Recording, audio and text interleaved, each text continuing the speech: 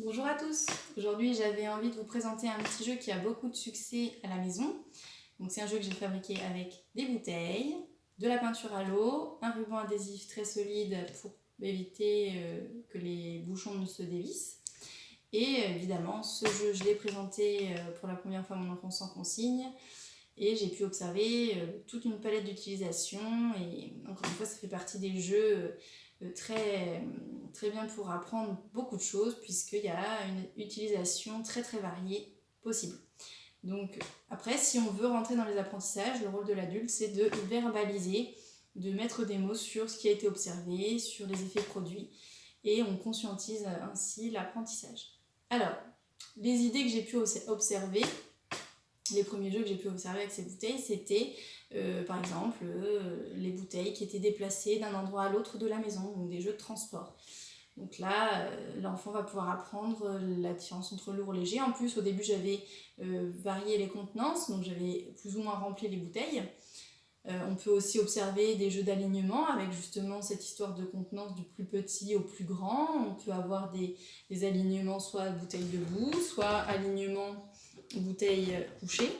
On va pouvoir avoir également des jeux sur les couleurs. Donc j'ai pu jouer très longtemps à maman, est-ce que tu peux m'apporter du rouge?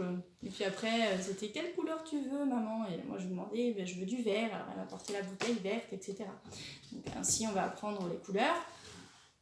Ensuite, j'imagine qu'il y a plein d'autres possibilités d'utiliser ces bouteilles. Donc évidemment, d'un enfant à l'autre, les utilisations vont varier. On peut aussi apprendre des choses sur les niveaux. On va pouvoir observer que le niveau de l'eau est toujours horizontal par rapport au sol, que l'on penche la bouteille couchée ou debout. On va pouvoir peut-être faire des graphismes alignés ou courbés pour avoir un grand cercle, ou pouvoir peut-être faire un soleil, peut-être empiler, je ne sais pas, il peut y avoir plein d'utilisations possibles. Donc voilà, ça c'était pour les idées sans consigne, et maintenant je vais vous proposer un petit jeu avec une consigne.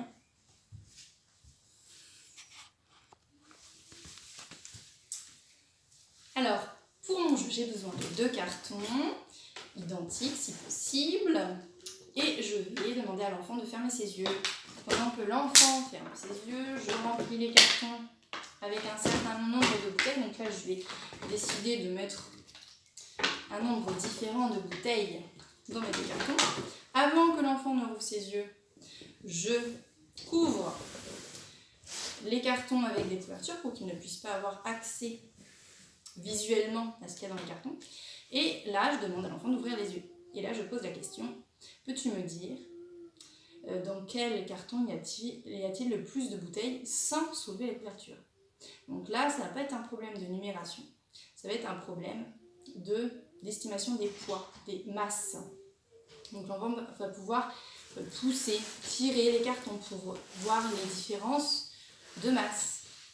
Et il va pouvoir comparer qu'est-ce qui est le plus lourd, qu'est-ce qui est le plus léger. Donc je vous laisse vous amuser avec ça et je vous dis à la prochaine fois.